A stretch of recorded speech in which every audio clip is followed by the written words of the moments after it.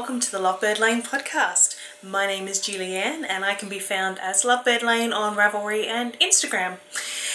Thank you so much for spending some time with me to chat about what I've been working on in the last couple of weeks. I did miss an episode last week. It was because it was my birthday on Thursday and I decided to take myself off into town to have a little bit of a, what shall I call it, a little bit of a jaunt into town. So I took the train into town and I did a few things while I was in there. So I had intended to edit that video prior to now, but I haven't done it yet. I'm probably going to be editing it right after I edit this podcast. So you're probably going to get 2 videos in a week. So I missed a week, but you get 2 videos this week. So there you go. So yes, it was a very nice birthday. Thank you to everybody who wished me happy birthday on the Instagrams and on Facebook and things like that. It was very much appreciated. I had some friends around on Saturday night, so that was really lovely as well, and a lot of fun playing Untitled Goose Game and having some yummy food and things like that. So yeah, it was a pretty good birthday all in all, I think. I don't have a ton to talk about today. I am trying, if the video looks different, I'm trying to use my camcorder again. I used to use the camcorder back in the day because it actually has autofocus, so if I do hold anything up to the camera, it will focus on it. However, the sound may be different because I use an onboard microphone on my DSLR, but I do not have that. There's not even a capability to put an external microphone on this camcorder, so hopefully the audio is coming out okay. And the visuals might be a little bit different, but I remember when I used to use this camcorder, I think it was because of lack of light, the video wasn't exceptionally clear, so it used to always look a little bit grainy. So I'm hoping now that I have my ring light here that it will supply enough light for the video camera to give me a good quality of, what's the word, video? Yeah, so let me know what you think. I had some positive feedback about the lighting from the ring light last time, so thank you for that. So yeah, we'll mix it up and we'll try the camcorder now. So if nothing else, it means that I have autofocus, so at least for this week anyway. If I'm happy with the results that I get, then I guess maybe I'll continue with the camcorder. If not, I'll swap back to my DSLR. So I have a few things to talk about, not a whole lot. I've been really monogamous, working on just one project for most of the last 2 weeks. So I guess without further ado, I should probably get on to it. I'm feeling very out of breath today. I think I'm feeling a little bit anxious. Maybe I'm out of practice for not having done this for a week, but I am feeling rather breathless, so you'll have to forgive me and excuse me. But let's talk about my first item, which is a finished object. Okay, so we all saw that I was nearly done with my no frills the last time I recorded. I believe I was still working on the body actually, which obviously is done because it's now an FO. So yeah, body's done, 2 sleeves are done, and the whole sweater is done. It hasn't had a block yet. I was hoping to block it before I recorded again, which is probably another reason why I kind of put off recording last week, because I wanted this to be blocked, but it is still not blocked. I don't know why, I just haven't done it. But yes, I have a no frills sweater, so it's a bit hard to fit it all in my tiny little screen, but you can kind of get the idea. This is knit from my own yarns. This is my Fletcher colourway, and it is on my glitz base, which is a gold stellina, and I've just held it doubled with some mohair. So it's my fluff butt base, which is a silk mohair. And yeah, I'm pretty happy with it. I love my first one, and if you recall, that was like a purple and pink one with some black speckles. So I know I'm gonna wear this a lot. So the weather's a little bit warm for the moment now to wear it, something with mohair in it, because it's nice and cozy. So this is probably going to get a block and then get put away until next year, I'd say. So yeah, that's my finished no frills. There's not a real whole lot more to say about it. It's just a basic raglan sweater. I've enjoyed the knitting process on both of them. The pattern is a little bit, it's not hard to follow, that's not the right way to describe it, but it's clearly been written in a different sort of language to English, I think, possibly, but the knitting descriptions are a little bit different than what I'm used to, because usually there's very clear statements like at the same time and things like that, which is a little bit harder to find in this pattern. So yeah, the pattern is still perfectly easy to understand, obviously, because I've knit 2 of these now. But yeah, that's probably it. Another no frills sweater. And for works in progress, I might show you the one that I've only done a smidge on, because my main project I have been working on is crochet, and I kind of had the urge to actually do some knitting during the last fortnight. So what I pulled out was, as I'm trying to do a little bit of a whip down and try and get some whips finished before the end of the year, I dug out this project. So it's probably going to be really hard to see, because I do have 6 balls of yarn off this project, and this was my no frills cardigan. So I started this quite a while ago, and I'm using some Knit Picks gloss fingering, I believe it is, and I've got 3 colours of it, because I did initially buy it to replicate a vivid blanket that Vine was making, but I then have cast on the vivid blanket in some hand spun, so I kind of had this lying around and nothing to do with it. So what I have done is I did a lot of maths to get this figured out, and it was to make sure that I could use all 3 colours that I have, which is, this one is Robot, I believe, which is like a silver. It's a little hard to see because it is being held double with my own hand dyed kid silk, so mohair silk. This one here is Hawk, I believe it is. And then this one here is Velveteen. So I've got those 3 colours in this cardigan, and I've basically worked it out. I worked out all my gauges and yarn usage.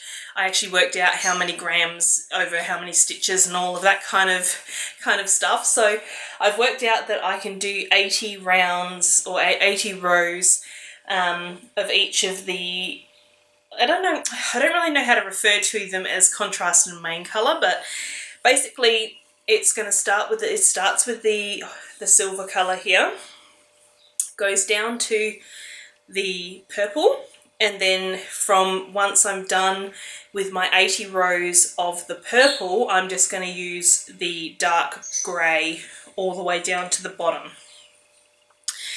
And to be honest, I'm hanging out for that, because trying to knit this with, like, you can see all of these, there's not 6 balls of yarn, there's only 4, but there's 1 mohair that I'm carrying backwards and forwards across the entire width, and then I have 2 of the grey, because I've got that either end, so 2 of the grey, and then I've got the purple in the middle. So I'm just twisting them together as I get to the border, just so that they're all nice and joined. And yeah, I'm kind of really hanging out to be finished those 80 rows, so that I can just stick to 1 ball of each instead of having 3 balls of colour and 1 ball of mohair. But yeah, I only really put a few, I'm just working backwards and forwards at the moment. It's just working down. I separated for the sleeves ages ago when I was working on it a lot. So yeah, it's pretty much just keeping going backwards and forwards, and eventually I'll need to put pockets in and swap to just the dark grey. So that's only a few rows done on that, but I figured I worked on it, I would show you all. And the main thing I have been working on has been my Pebble Cardi CAL. So this is a crochet along that I have been participating in, and it is a pattern, the Pebble Cardi by Melissa Fisher, who works under the name Woods and Wool. And yeah, this is actually my first crochet garment, which I think I've said before. And it's as part of the CAL, there is kind of a bit of a schedule. So it was the back first and the two front pieces for the second week, and then now we're on 2 sleeves. And I've done 1 sleeve, so I'm getting really close to being able to seam and then do the neckband, and then it'll be finished. So they're pretty much just big rectangles at this stage. This is my back piece, so that's actually in half, but it's a very long piece of crochet. It is done in a what is it called, a herringbone half double crochet stitch, so hopefully you can see that there. And yeah, that is my back piece, and then I have my 2 front pieces here. So I have 2 of these. And so because they are mostly rectangles, it's a really simple pattern. So even if you're a beginner crochet, I would say you would be able to make this cardigan. So I've got my 2 fronts, and I finished my first sleeve yesterday. So I cast this panel on Sunday, and I finished it yesterday. And it actually has a different a different design on the wrist section. So you can see that here, there's a different type stitch. It's just a single crochet going through the front loop only. And you can see this one gets bigger as you go because it increases for the arms. And was it yesterday? Yeah, would have been yesterday. I cast on my second sleeve. So this is as far as I've gotten on my second sleeve. I'm past that wrist section, and I'm working on the arm and doing my increases. And I have been helped all the way along by this super cute little owl progress keeper that I made for myself. Unfortunately, I can't make these to sell because the pattern is for personal use only, but you can see how cute he is on my cardigan. And I'm actually thinking once I am done with this project, because this little fella has been with the cardigan from virtually the beginning, I'm actually thinking of converting him into a brooch that I can wear with this cardigan. So we'll see what happens. He does have that little beaded loop on top of him, which might be a little bit tricky to weave in if I did want to cut that off. But we'll see. For now, he's just hanging out on my second sleeve. And yeah, I reckon the first sleeve didn't take very long at all, so I'm probably going to have this done before the weekend. So next week's schedule is actually for seaming and finishing, but I may actually end up getting all my seaming done before next week, and then I can just focus on doing my neck piece. So yeah, you may or may not see a finished Pebble Cardi by next episode. But we'll see. I'm not going to put too much pressure on myself. And finally, I just thought I would show you a little bit of dyeing that I have done. I have been doing more dyeing with Avocado, and it's a bit of a long story, but there is an account that I follow. I can't remember whether I spoke about this last time or not. Sits and Spins, or did I write it on, I think I wrote it on Instagram. That's probably where I wrote it. So if you follow me on Instagram, this might all be a refresher.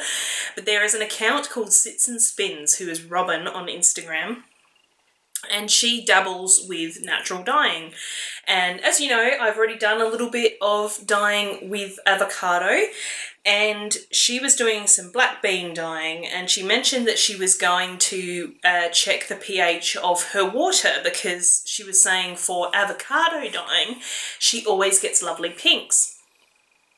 And now, if you recall, the last attempts that I did of avocado dyeing ended up more of a goldy colour, and I wasn't loving it because I was after the pink. So I said to her I would be really interested to know what your water pH is, because if you're always getting pinks and I'm always getting oranges, maybe there's something as a discrepancy there, or, you know, at least that would rule out one thing that I could adjust to try and get pink.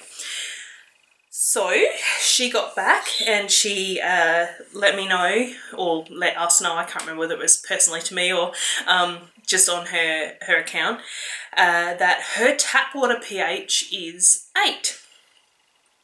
So I went to Petstock, which is our local pet store, and picked up a, what are they called? A pH test kit, and that was in the fish section. So obviously you want to keep the pH of your, well, mostly you'd like to keep it pretty neutral for your fish. And it went up to, I don't think it quite went up to 8, but I looked up, because the reagent in that kit is bromothymol blue. So I looked up bromothymol blue, and it had a range of the colours that it turns at different pHs. So what I did is I got my tap water and I put it in the pot. I then tested the pH, which our water appears to be either very high 6 to 7 pH, because the colour wasn't quite on the 7 pH, but it also wasn't on the colour just before that either. So I think it's about 7. So I thought, okay, well, if hers is 8 and mine is 7 and she gets pinks and I get gold, then let's see what happens if I boost the pH of my water. So what I did is I got some bicarb soda, and I just dissolved it into the water, and I got it to the point where it was around about 8. I think I went a little bit higher than 8. It was hard really to tell, because I just looked up on Wikipedia for bromothymol blue, and it basically skipped a bunch of numbers. It sort of went from like 8 to 12, so I know I'm in somewhere in the 8 to 12 region.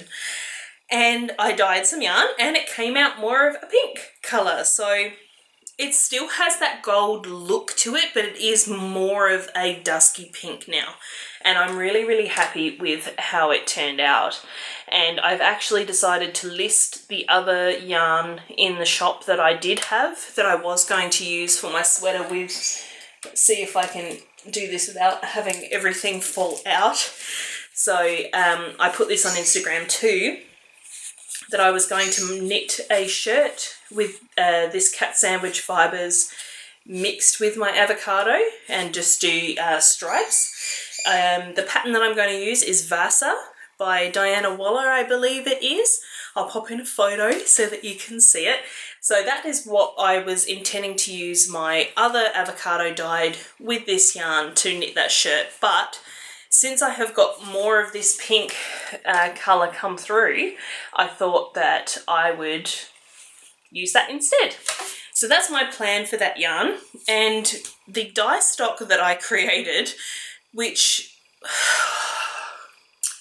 I think I used maybe an avocado's worth extra than I did last time. So I've been using around about the 4 or 5 avocados worth of skins and pits. I can't remember exactly what it was now, but I think I used 6 to 7 in this pot, and the saturation of colour that I got out of those skins was so pigmented, like there was just so much colour. So even after I had dyed these 2 skeins, which are quite dense in colour, I don't know how easily you can see it, because to me on the viewfinder it looks a little blown out from the extra light, so who knows. But yeah, the level of saturation that came out on these, and then I still had heaps of colour left in the pot. So what I did is I grabbed out 300 grams of fibre. So I now have three big wads of avocado dyed fibre. And interestingly enough, you can see quite clearly that this is not as dense colour as the yarn came out. So these are from exactly the same dye bath. Granted, these were dyed first, so they would have taken up a bit of the colour, but the fibre has come out this really beautiful blush colour, and I just love it. It's just like this really dusky blush, and it's beautiful, and I'm trying to make up all the excuses so that I can start spinning this straight away, and it's like, no, you have other things on the wheels. Wait until something is done, but I'm absolutely dying to get this on the wheels. And I'm going to make a super bumper skein. I'm going to spin each of these braids straight through onto big bobbins, and then ply them all together. So I'm really excited to give this a go. But yeah, like I said, I do have other things on the wheels at the moment, so I should really hold off and get some of those finished before I start this, but I'm really excited. So that's my avocado dyeing. I actually have some more in the pot today because I have bought some alum so that I can try some other natural dyeing things and have the colour stick to the yarn. I have used some of my new Highland base, which was that 100% Highland wool. I've used the fingering weight base, and I've got 4 skeins back in the pot because I'm doing some self-striping dyeing tomorrow and I'm going to need both my pots. So I thought today I would try and use up all of that dye. So I chucked a little bit of alum in there just to see how that would work, because I know the avocado has tannins in it that help the dye to stick to fibre.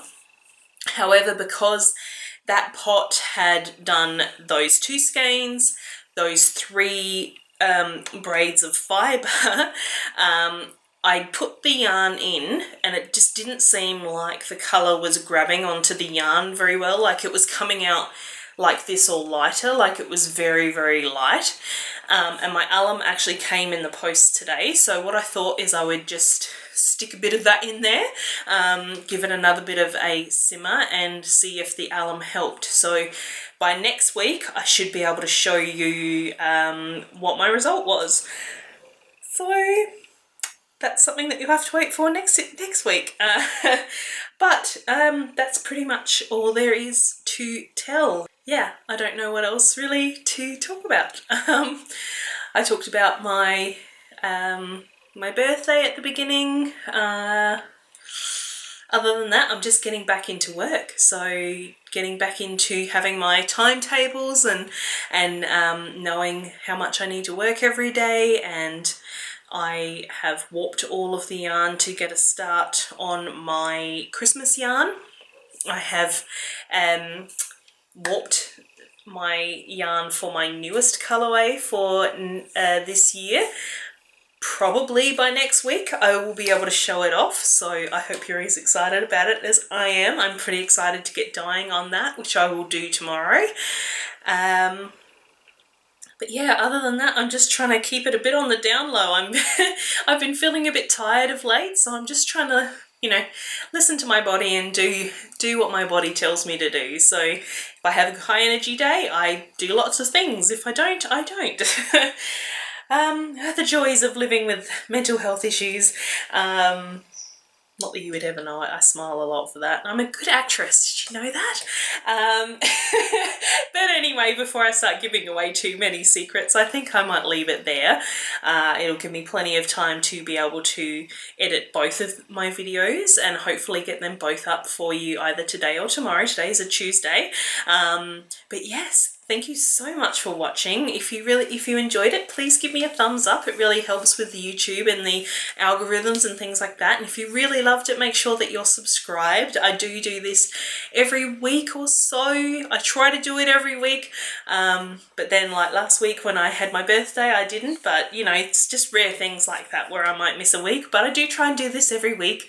And yeah, I really enjoy seeing comments from you guys too, so leave those down below. Any questions, any comments, I will get back to you eventually. It may not be straight away, but I will get back to you. So until next time, take care, happy knitting, happy crafting, and I will see you all in the next one. Bye!